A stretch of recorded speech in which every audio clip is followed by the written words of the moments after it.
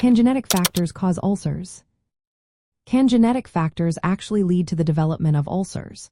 The answer is yes, but it is not a straightforward connection. Genetic factors can contribute to the risk of developing peptic ulcers, but they interact with environmental influences in complex ways. Research indicates that there is a hereditary component to peptic ulcer disease, meaning that certain genetic traits can make some individuals more susceptible. For instance, a condition known as hyperpepsinogenemia, which involves elevated levels of pepsinogen, is found in about half of patients with duodenal ulcers. This condition is inherited in an autosomal dominant manner. Additionally, individuals with blood group O may also have a higher risk of developing peptic ulcers.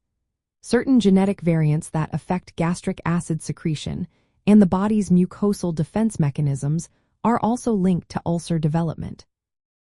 Genome-wide association studies have identified several genetic loci associated with peptic ulcer disease. These genes play roles in susceptibility to Helicobacter pylori infection, which is a major cause of ulcers. They also influence how the body responds to infection-related damage, gastric acid secretion, and gastrointestinal motility. Some notable genes include MUC1, MUC6, FUT2, PSCA, ABO, CDX2 GAST, and CCKBR. These findings suggest that genetic predisposition impacts both the likelihood of infection by Helicobacter pylori and the body's ability to mitigate damage caused by this infection. However, it is important to note that genetic factors do not solely determine the risk of developing peptic ulcers. The influence of environmental factors, such as diet, smoking, alcohol consumption, and coffee intake, is significant. These shared environmental exposures within families can mediate the relationship between Helicobacter pylori infection and ulcer development.